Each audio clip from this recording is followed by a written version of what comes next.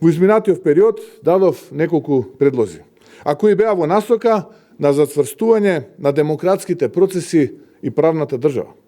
Но од другата страна добивме молк и одбивање да се направат чекори кон борбата против корупцијата и криминалот. Тој молк не може никако поинаку да се разбере освен како штитење на криминал, корупција и подривање на правната држава. Заев се докажа дека е главна пречка за правда во држава.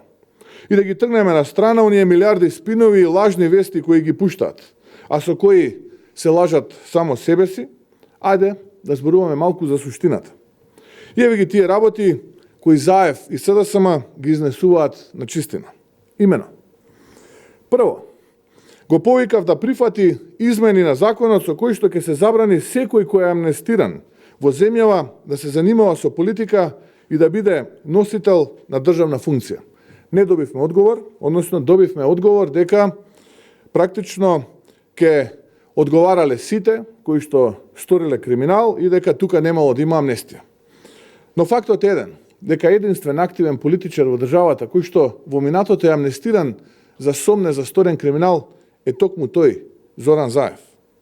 Второ, повикав да донесеме измени со кои ќе забраниме во иднина амнестијата да се однесува за политичари и луѓе кои биле носители на државни функции.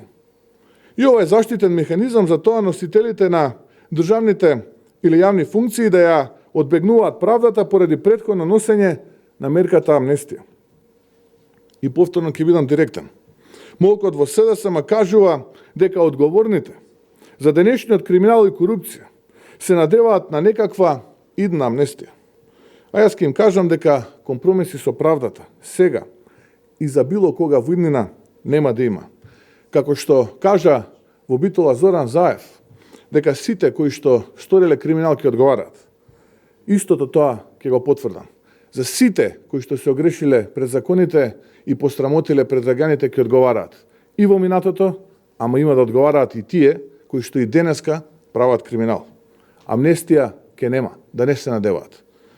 Трето, објавив дека ВМРО ДПМН ќе предложи закон со кој согласно уставот ќе може да се изврши детално испитување на потеклото на имот на политичарите. И ова е со цел да се санкционираат оние кои направија бизнис империи. Не затоа што се способни, туку затоа што ја користат политиката за нелегално печалење на грбот на граѓаните. Повторно од Заев и СДСМ има молк, затоа што очигледно има страв. И тоа голем страв во најбогатото политичко семејство на Балканот. Четврто, предложив да се направат измени на изборниот законник, согласно европските искуства, со кој ќе се воведе кандидат, мандатар за новата влада. Со што граѓаните ќе ги знаат пред изборите, а воено тие што ќе загубат, односно нема да добијат доверба од граѓаните, да се заминат од политиката.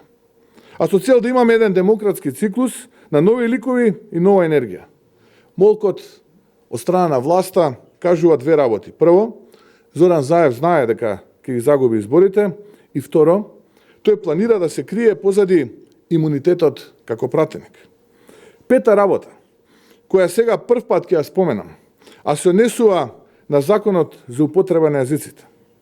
Постојано укажував на тоа дека секој закон е исклучително важно да биде во согласност со уставот и да е во функција на владење со правото. Наспроти тоа, добивме закон кој е правна дивоградба. И тој е таков како што е пред се, затоа што Зоран Заев манипулираше со чувствата на граѓаните и сакаше гласови со измама и тоа од албанците.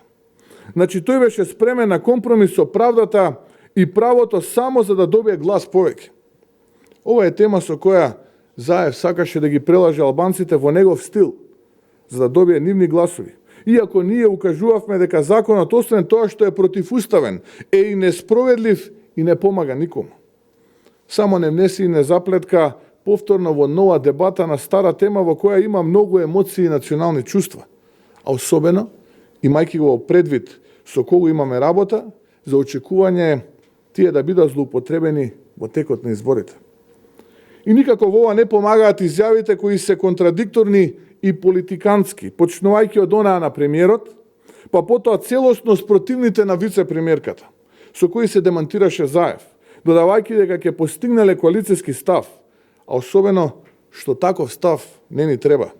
Кога се знае дека нема компромиси со правото и со уставот и дека единствениот став мора да биде дека сето ова треба да е правно издржано и применливо.